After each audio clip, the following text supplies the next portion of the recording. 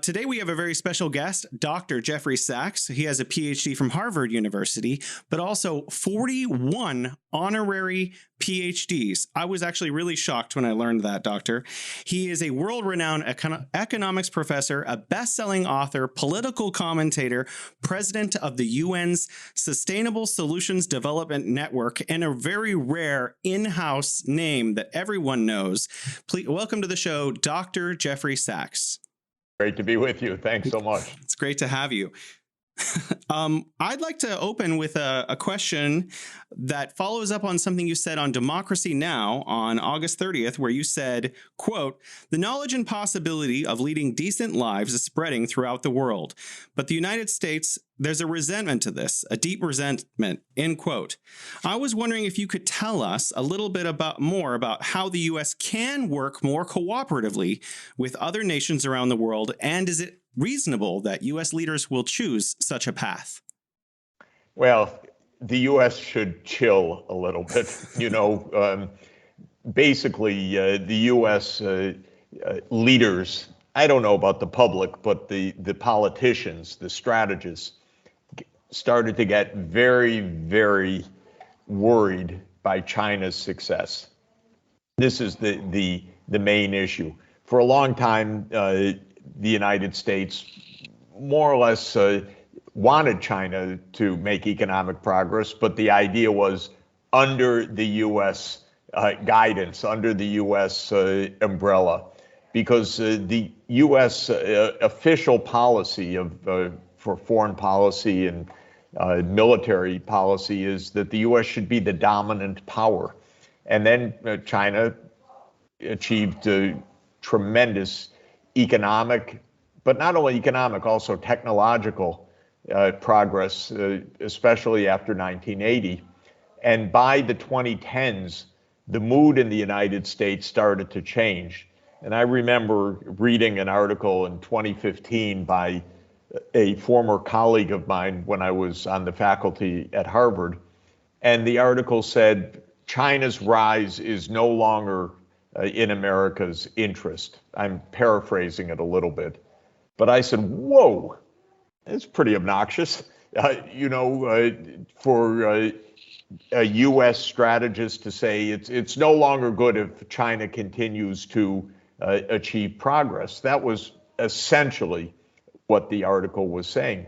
I believe firmly one part of the world should not hinder the progress of another part of the world, and that idea that someone else's progress is your disadvantage, that zero-sum thinking, which is kind of how military strategists or international relations strategists think. It's not the way I think, and it's not the way we should think, in my view. We should think that what we're looking for is a world in which well-being is shared. So this is really the genesis of the current crisis, in my view, is a kind of anxiety attack that hit the U.S. elites in the 2010s. Of course, it's been turned into a whole narrative. China's out to undermine the world system and so forth. I don't believe that. I don't see any evidence for it. It doesn't comport with my personal knowledge and experience in China, which also goes back 41 years. So this is really why your bridge is so important. There is much too little bridging, too much fear, too much talking past each other, too little dialogue, and we need to get onto a different approach. And I just want to offer a little bit of response from a common Chinese person, that when we first heard of the term China threat or threat on China, we were honestly shocked. We were like, what do we do? We were growing, right? Just as everybody's wish to have to live a prosperous life. People are working hard toward a better standard of living. That's normal. That's what everybody would do. And then all of a sudden, this term started to flow around. And I mean, from our perspective, at least from my perspective, China is, first of all, it's big. We have a lot of problems that we need to take care of already. And also, China, actually, it's one point that you mentioned in one of your lectures. China is also aging, and it's going to have a larger aging population. So I mean, that's just a little bit of response from a Chinese person. So people shouldn't worry so much about it. I agree with you, baby. We have enough problems to worry about that we don't have to worry about each other's success. We should worry about Seriously. each other's challenges and our own challenges, and understand Right. that, my God, no place is going to run the world. Every place is going to do its best to just face the big problems that we are all facing. Exactly. And working together for the common challenges. Oh, yeah. When it comes to globalization, so in your book, The Ages of Globalization, which came out in 2020, and I want to know that with all that has been going on in the past 2 years, and especially with the recent G20, and how finally there's the meeting between the Chinese president and the US president, can we be a little bit more optimistic now? If you were to add a new chapter to the book, what would be the tone of that new chapter?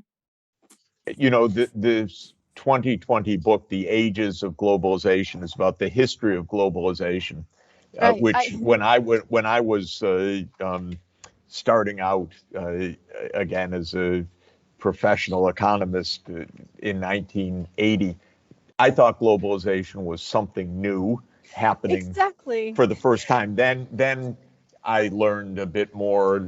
Okay, yes, globalization came with the 19th century. Then I learned a little bit more, and well, globalization, maybe you could say it came with the 16th century. Then I learned a little bit more and a little bit more, and basically this book is about how globalization has always been a part of global society. The book Right. actually spans about 70,000 years because it starts in the Paleolithic era, the prehistoric era. But the point is, we've always been trading, migrating, exchanging goods and ideas, and we need to take a long perspective. And so people who say globalization's over, well, no, it's this is not over. The world is more interconnected than ever before, even if there's political talk about decoupling and all the rest. Don't believe the political chatter. Of course, there are important ups and downs year in, year out. There have been periods when globalization really collapsed, especially in the 1930s and 1940s. That was an era of depression and war. But and we want to, at all costs, avoid that. But globalization is a very deep phenomenon because we can't have the kinds of lives that we aspire to living in isolation, even isolation within countries, even countries as large as 1.4 billion people like China or the United States, 330 million. If we closed off to the world, it would be very harmful for ourselves and for the world. And interestingly, one of the strangest and pivotal moments in human history was actually when China really did largely close off from the world back in the 14th century. China had the greatest navigational capacity, the largest fleets, the great admiral of the Ming Dynasty was making sea voyages from China to East Africa, all through the Indian Ocean, with astoundingly large fleets. Europe was complete backwater, nothing at the time. One could say compared to what China could accomplish. And then in 1434, actually China stopped unilaterally. Big mistake. Closed up. Right. The emperor's court, maybe the mandarins said, our problems are on our northern border, not we don't need this fleet and so forth. And China did have the view, where the Middle Kingdom, or at least the Chinese emperor had the view, what more could others bring? And at the end of the 18th century, when a British mission came to China to say, why don't you open up and trade in 1795? The court under the Qing dynasty at that time said, we don't need anything from the rest of the world, and so on. So the attitude was, we've got what we need, and don't bother us. And of course, starting in 1839, China was quite bothered, because Britain came back with a military fleet and launched the so-called First Opium Wars. And it was a disastrous era for China. But the point is, closing up really closed up China to technological advances. When China closed, it was way in the lead. But when China reopened, it was far behind. And that was because for hundreds of years, there really wasn't the kind of interchange that would have been to China's advantage. And so countries should not close to other societies, to other ideas, and so on. China's great progress in the last 42 years of the most unbelievable economic progress that the world's ever seen was basically opening up China to the world. And it served China very well, but I think it served the whole world very well. I think China has learned its lesson when it comes to the price you pay for closing up. But whenever I think back to that part of history, I think, about the Ming fleets when going all the way, across the ocean. There are two sides to my thoughts on it. On one side, it's unfortunate that China missed its opportunity to invite in and new technology and interaction with the rest of the world. But on the other side, at least it did not go to other areas and take their things and colonize other parts of the world. So, if people can look at history this way, we did not do it when we had the power to, take other, to colonize other areas. Why would people fear so much that we would do it now? That's just, there are two sides of it when I think back to that part of history. So I think there's a very correct point to that. Countries have deep political cultures and ways of viewing the world. China's view of the world is not, we're going to go conquer the world militarily. It's never been the idea. Exactly. China's never had a far-flung overseas transoceanic empire. It never aspired to one. When it had the chance, perhaps in the 14th, 15th century, it said, no thanks. We're not interested. We have everything here. But the U.S. political culture has been a culture of expansionism. But really, we learned it from the British, because I think of England as basically starting out sometime around 1400 and fighting pretty much nonstop for almost 600 years and creating this global empire. And then in the 1940s, at the end of World War II, the empire kind of changed from Britain to America. And there is this political culture of global hegemony or global dominance and so forth, which is not China's idea. So the U.S. has been involved in so many wars overseas of places that Americans know nothing about, like Afghanistan. What the heck were we doing in a war in Afghanistan for decades? This is crazy. Americans couldn't even place Afghanistan on a map much less, name two cities in Afghanistan. And yet we're at war for decades in Afghanistan. And so that's the kind of overreach.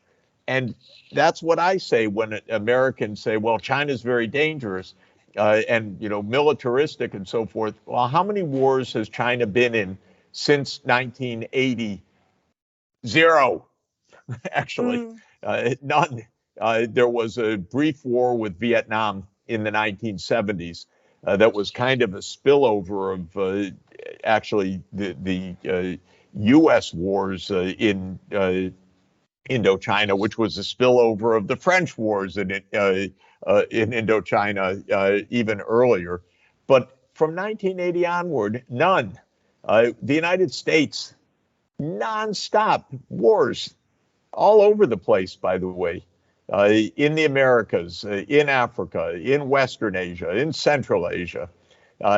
And so it's the U.S., as I said at the beginning, should chill a little bit. Look, it's my country. I just want us to stop the perpetual wars, and I want cooperation. Yeah, absolutely. Exactly. One of the things that you do is you are the president of the Sustainable Solutions Development Network. Sustainable Development Solutions Network, SDSN. And you are very concerned with development in the underdeveloped world, or the developing world, sometimes called the Global South. I was wondering if you could characterize how the Belt and Road Initiative has maybe been helping in the development of the Global South, and maybe also how does that complement some of the U.S. initiatives, and how can they work together? So first, I don't like the term Global South because I think we should take geography seriously, and it's not the South. It's more complicated than that. It's actually a little bit the middle. Most of the poverty is in the equatorial and middle latitudes, whereas the places more northern and more southern tend to be more developed in the world for a lot of interesting reasons. But in any event, putting aside nomenclature, we have a very economically divided world. We have about 1 billion people, or 1/8 of the world, in the so-called high-income countries. We have half the world in the so-called low-income or lower middle-income countries, so about 4 billion people. And that leaves about 3 billion people in the so-called upper middle income countries, of which China is a lead economy. So the world's divided, and the real huge division is between the rich and the very poor. About 1 billion people in the really poor countries, with a heavy concentration in sub-Saharan Africa. So there's a long story of why Africa is as poor as it is today. Depends a lot on history, a lot on geography, and I've spent most of my professional life thinking about that question and trying to work to overcome it. Suffice it to say right now, it's interesting. Africa as a whole, if you add in the sub-Saharan Africa with the North Africa, the population of Africa as a whole is 1.4 billion people. That's the population of China, and it's the population of India. So we have 3 big regions. And if you add the 3, that's more than half the world population together. So China has had spectacular economic growth over the past 40 years. India has pretty good economic growth right now, actually about the fastest in the world. It lagged behind China in taking off, and it lagged in the rate, but now it's doing rather well. And then comes Africa, which is still poor and not really having this kind of rapid growth. But my view is that Africa could have the same kind of dynamism that China had after 1980 especially, and that India's had especially in the last 10 to 15 years. Same size population, very young, and could be quite dynamic. But what are the problems? Well, the first problem is that China's one country and India is one country, and Africa with the same population is 54 individual countries, every one of which is too small on its own to make the kind of breakthrough. So why is it 54 countries? Well, because Africa was completely colonized by Europe after 1885, almost without an exception. And the imperial powers divided up the continent with arbitrary lines. And by the time the colonial era ended, there was Africa with 54 countries, and some very small, 14 of which are landlocked, which is quite tough. You know, being a landlocked province in China, you have a port, but being a landlocked country in Africa, you don't have a port. And so my first point is that Africa should think like a unified structure. And that's why the African Union is so important in my view, because if there were one big market, it would be much easier. Also, diplomatically, Africa would be much more dynamic. Then the second point is Africa needs investment. If you look at how China developed, there was massive investment over a 40-year period. And when I say investment, it's not only the physical things, it's also investment in people. Right. The education standards rose tremendously from 1980 to 2022, tremendously. And so this is also what Africa needs. And then your question about the Belt and Road Initiative comes in that context, because the Belt and Road Initiative is basically a system of financing infrastructure, with China taking a lead in partner countries to say, look, we'll help with the long-term financing of roads and power systems, digital and other backbone networking that you need for economic development, whether it's the roads, the ports, the power grid, the digital system.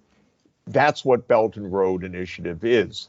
And so this is a very positive initiative, in my view. Of course, it needs to be investing in the right things. And I think there are two issues that where the Belt and Road Initiative is getting much better than it was at the start, because it's an innovation. So at the very beginning, basically, the Chinese government asked the counterparts, what do you want? And we'll help you get it. Well, some of these countries said, we want a sports stadium in the president's hometown, or we want a road to the president's hometown, or we want a rail to the president's hometown. In other words, local politics, not good economics. And China, being China, said, we don't interfere in the internal decisions of other countries. If that's what their priority is, we'll help fund that. I think China should be more systematic, saying, maybe that isn't your highest priority. Let's discuss together. Let's learn how we develop so fast. What you really need is a digital backbone and a power grid and so forth. So more discerning would be helpful, actually. That's, I don't mean crude, gross intervention. This is what we're going to do, like it or not, but rather being a little bit skeptical of lousy projects. So this is one thing. The second thing that is important is that these investments should be green. China began with the launch of the Belt and Road, funding a lot of coal-fired power plants, because these countries said, look, we need electricity. The fastest way to electricity is a coal-fired power plant. And China said, yes, you need electricity. That's basic for your development. And we know a lot about coal-fired power plants, and we'll help you build them. But the truth is, we don't need more coal-fired power plants. What we really need is electricity that is also environmentally safe. And so for many years, I kept advising the Chinese government, make it a green Belt and Road Initiative, because we need the investments actually to be sustainable. And the government's really moved in that direction. And I think that that's extremely positive. Can I ask? Yeah, can I follow up with a question? Now, whenever we hear about the Belt and Road Initiative here in China, the term win-win situation always comes with it. And now from our understanding, this is almost an intrinsic element of the initiative. How do you see it that way? I mean, does the West in general see it that way? Well, first of all, the West, meaning the United States leaders and the leaders in Europe, view the Belt and Road Initiative basically in a hostile way. Because, again, if you have a zero-sum view of the world, that one country's benefit is our loss, then the U.S. says, oh, China's gaining diplomatic leverage through this. And that's bad for us because we want to be the ones running the show. And then Europe is saying, Africa's our backyard. What's China doing funding these things? Well, you can see this is the wrong way to think about things. Again, it's how a geostrategist thinks about things. It's not how a development economist thinks about things. A development economist says, is this good for development? Right. And that's the right approach. Then, as part of the narrative in the West, so-called, again, I don't like these terms. They don't make any sense on the map. But in any event, as part of the narrative, the U.S. said, oh, the Belt and Roads Initiative is terrible. It's a debt trap for developing countries. They borrow from China, then they're going to get in terrible trouble. Well, this is just a kind of propaganda. Of course, if the investments are bad, it's possible that they get in trouble. If the investments are good, they lead to economic development. So I'm all in favor of backing good, strong investments. Really, countries need green electrification. They need fast rail. They need digital access and so forth. And those investments won't go belly up. Those will be good investments. So the narrative is rather negative outside, but that's a kind of manipulation or political view, not really a serious view.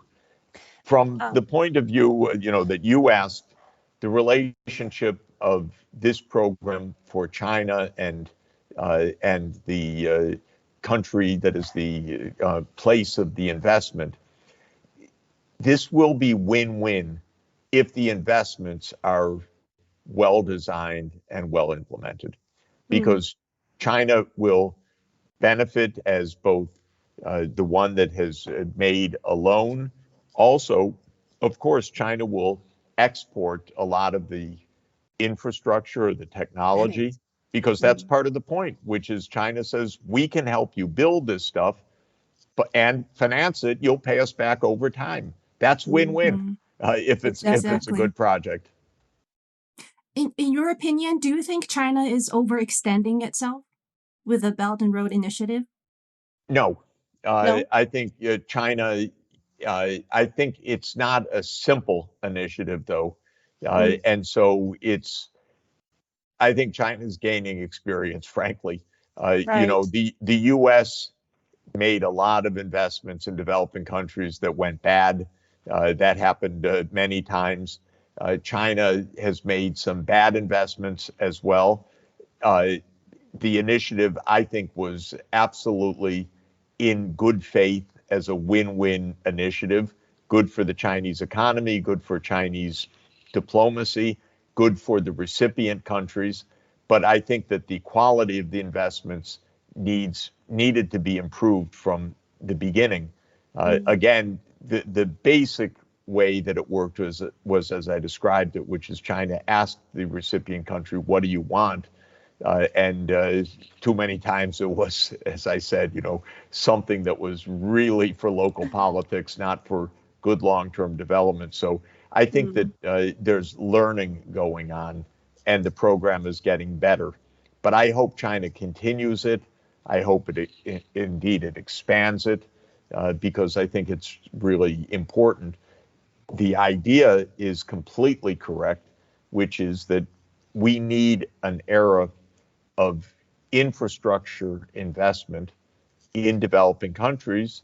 That's the backbone for long-term development. And China is typically the low-cost producer of a lot of that infrastructure. And so it can really make a contribution for the recipient countries. Thank you. It's very assuring to hear that from you. Dr. Sachs, you've said, quote, "We need a massive campaign of awareness, understanding, economic justice to say that we need massive increase of development finance. It is urgent." You've also said the words $1 trillion a year. Is this something that the G20 leaders are able to initiate? Who is in a position to provide this kind of investment? First, let me say, when you're a macroeconomist, $1 trillion is all right, not so much. It's it's a lot of money, but the world output is $100 trillion a year. So I think in units of 1% of world output, and an extra 1% of world output to face up to challenges like ensuring in poor countries that all the kids are in school, or ensuring that everybody has basic health coverage, or ensuring that everybody has access to safe water and sanitation, or to electricity, or to a digital grid. That's not a lot to do. That's not a stretch beyond what we should do. So $1 trillion incremental beyond what we're doing right now each year is a pretty reasonable target for the next few years. Now, in absolute terms, it's a lot of money, and our governments are too many governments not very generous. And the United States, when COVID hit, had several emergency packages for the U.S. that amounted to $6 trillion or $7 trillion if you add up across the three major pieces of legislation. So, yeah, the U.S. managed the $6 or $7 trillion emergency aid, but almost none of it was for anyone outside the United States. It was all for the domestic purposes. So raising an extra trillion for poor countries is not the simplest thing in the world. And I am advocating that it basically should come out of the so-called development finance institutions like the World Bank or the China-created Asia Infrastructure Investment Bank or the Asian Development Bank and other bodies like that. Those institutions currently lend, if you add up all of them together, something around 150 billion a year. But I'm saying it should be around $1 trillion a year. And then the question is, well, how could they do so much more business? And the basic thing that those institutions do is that they're banks. A bank is an intermediary. A bank doesn't create its own money. A bank either borrows money from the capital markets and then lends it, or it borrows it from depositors and then lends it. And so we need these development finance institutions to borrow from the international capital markets and then lend to their members. And then you say, well, what do we need that for? Why don't those countries just borrow on their own? And it's a little bit of financial magic, but uh, these development finance institutions are able to borrow on very good terms, so-called AAA terms. So they get their funds at low interest rates. And because of that, they can lend at low interest rates to their members. And that's the advantage, because if their members, say a poor country, tried to go out to borrow on its own, they would face very high interest rates if they went to the private capital markets.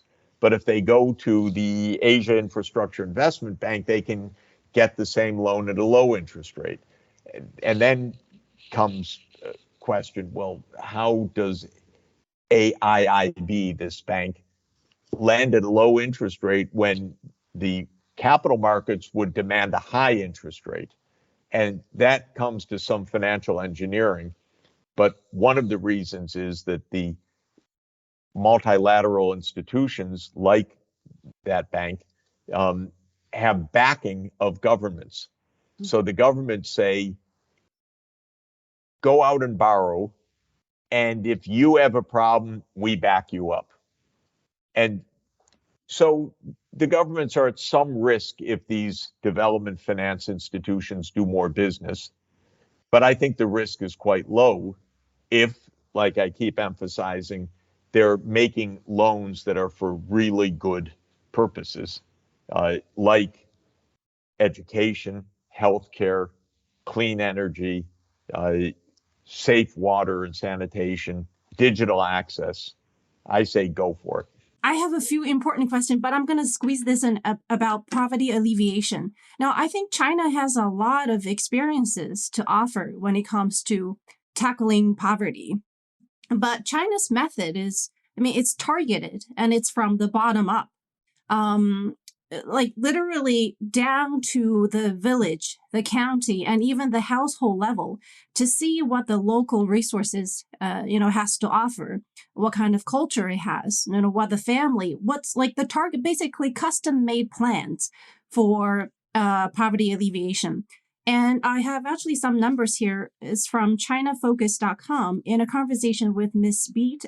Beat Trankman, UNDP resident representative in China.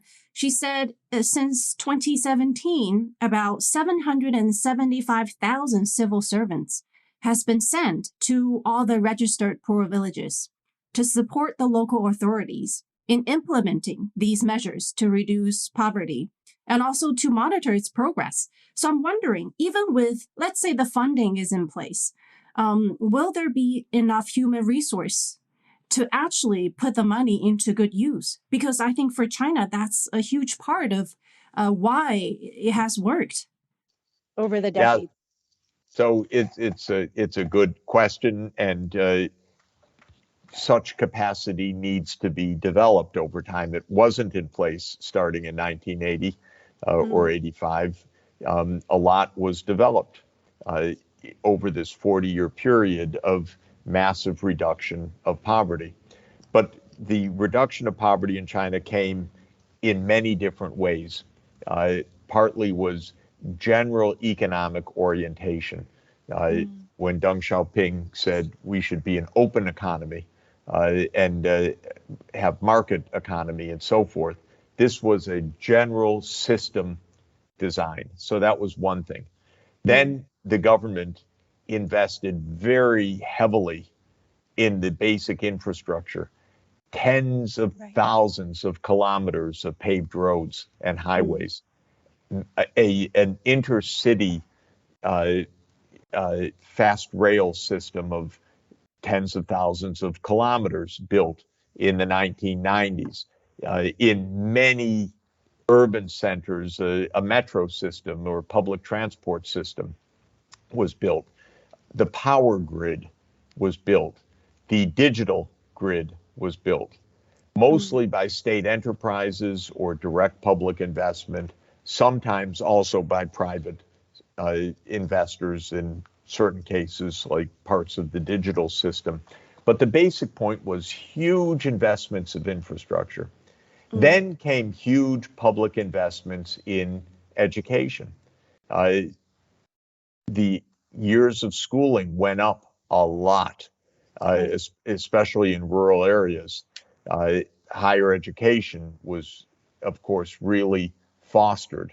The healthcare system was very rudimentary in 1980, the barefoot doctors in the villages. And there was a over 40-year period building a quite complicated healthcare system.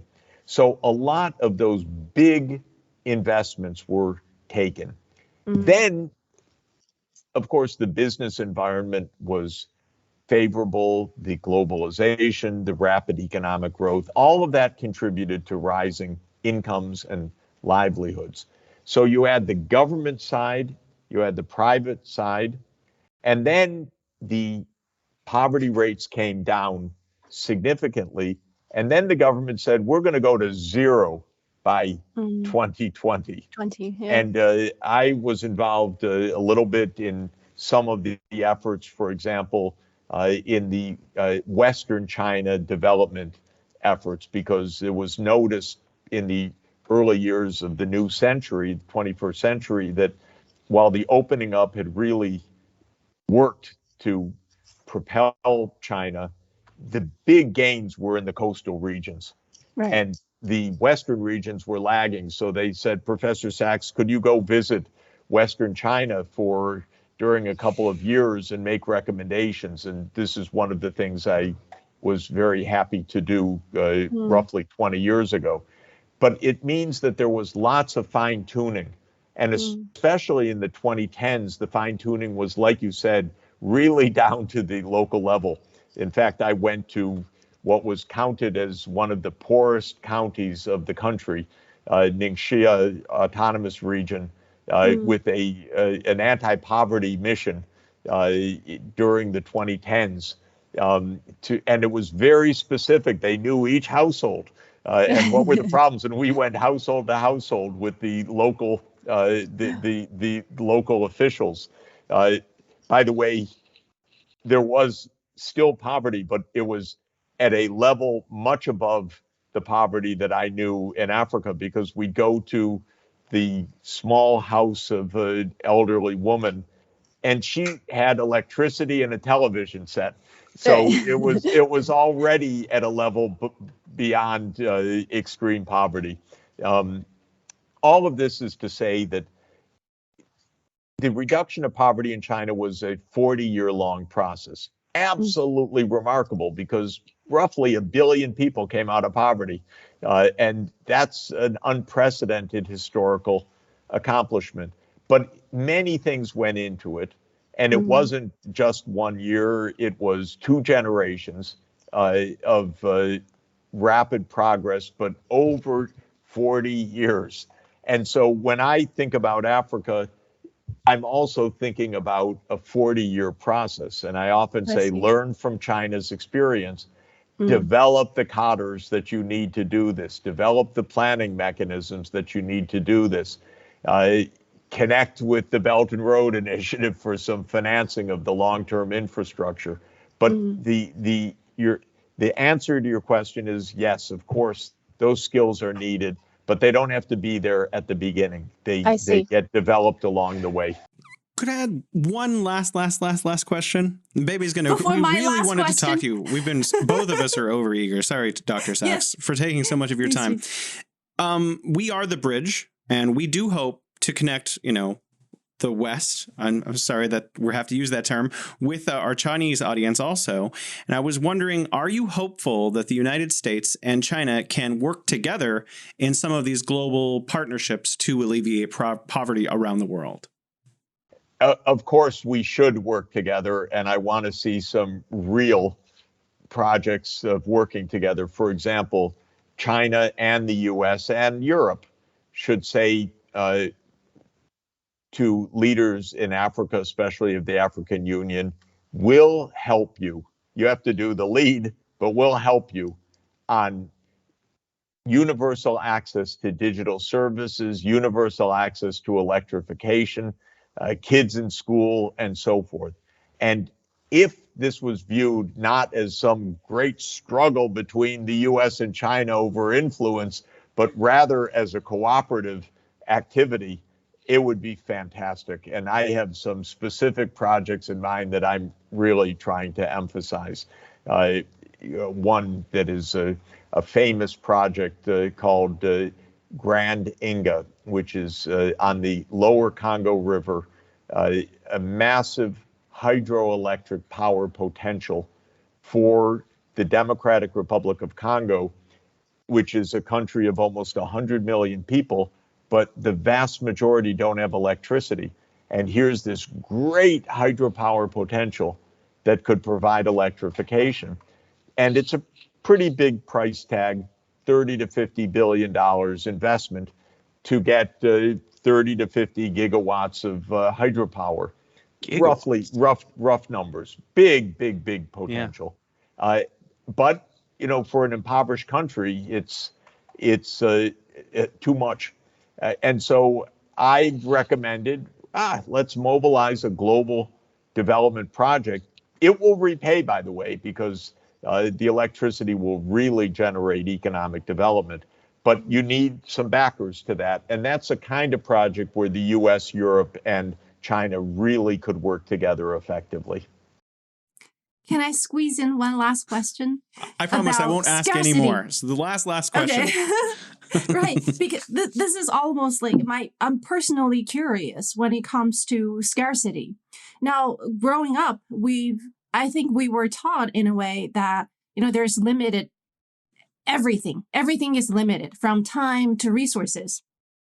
And that mentality kind of creates this competition almost in our subconscious mind. But then in the past few years, in a few books that I read, these authors told me, they literally opened up my mind and told me that this is a scarcity mindset. It's the mentality of scarcity. They said that there is enough resources on this planet for everybody, at least for our survival and decent living. And the problem is mostly with its distribution, how we are dividing up all these resources. So I want to ask your opinion on this mentality of scarcity, this fear that we will run out of stuff for ourselves versus real scarcity. Should we be in fear that we won't have enough?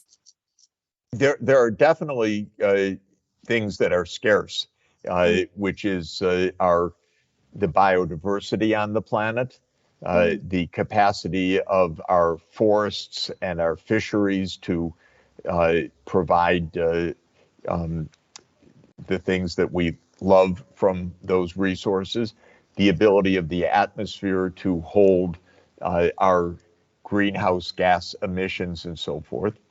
On the other hand, there is also know-how that allows us to do much better with the resources that we have. Mm-hmm. So scarcity is a funny thing. If we just operate the way we're operating right now, we have real scarcity because we're wasting a lot or producing things in a very destructive way or using coal and oil and natural gas or methane to produce our energy and creating climate change. But is there scarcity of energy per se? No, because the amount of solar power or wind power, green energy that we could tap is vast. So we're not running out of sunshine. We're not running out of wind. Good. But we are running out of space for the CO2 in the atmosphere in a safe way. So we need to be smart about how we use our resources. That's what sustainability is about, that we need to manage the resources in a smart way.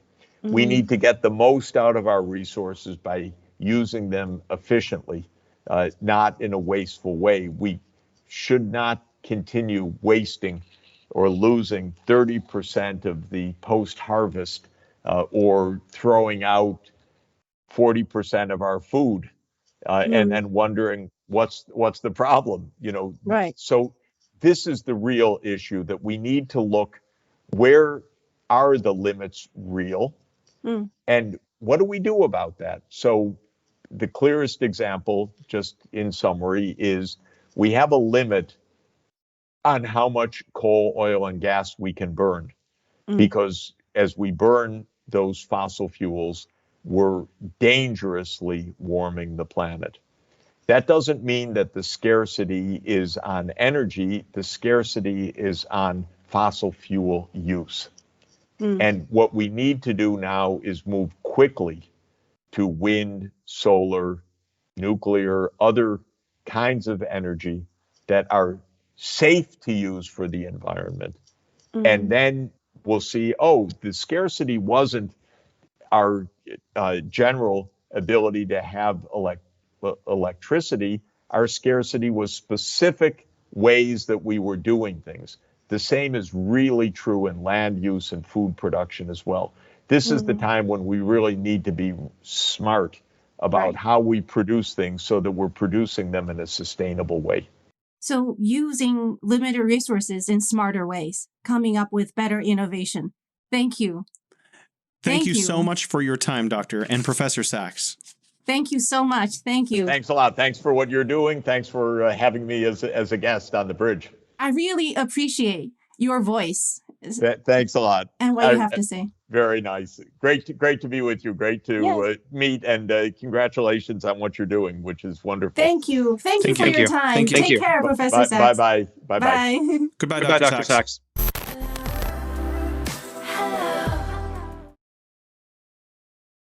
Professor, bye-bye, guys. Oh, wait, 1 second. We're clear. We're clear. She just wants to keep talking. I just wanted to say that when you were talking about the ages of globalization, when I was reading the book, I was actually shocked. I started reading. I was like, why is it going back to the I can't even say that word. Yeah, Paleolithic. I was like, I thought globalization is about, this new concept, this in this new era.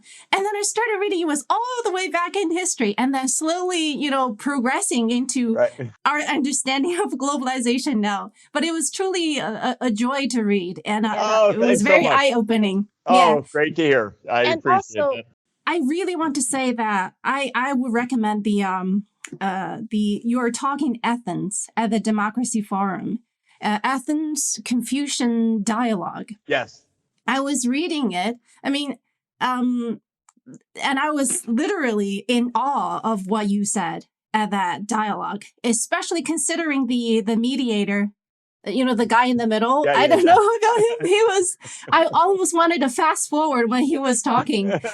But what you said truly, truly touched the depth of my heart. Because I really hope there are more VIPs, VVIPs, people in, high positions talking more about virtues, how humans should behave, because I think everything we talk about comes down to our understanding of human nature. Yeah. And by the way, just to let you know, sure. I'm going to have a conference this coming summer in Athens of Aristotle Confucius Symposium. So following up on that. Yeah. Yes, I will. Well, I hope, but toward the end, I was like, you know what? The mediator, the host, actually, even though, the way he behaved, but he actually brought out what you really wanted to say. So I still want to thank him for being there. I really appreciate your voice. Thanks a lot. And what you have to say. Very nice. Great to be with you. Great to meet, and congratulations on what you're doing, which is wonderful. Thank you. Thank you for your time. Thank you. Take care, Professor Sachs. Bye. Bye. Goodbye, Dr. Sachs.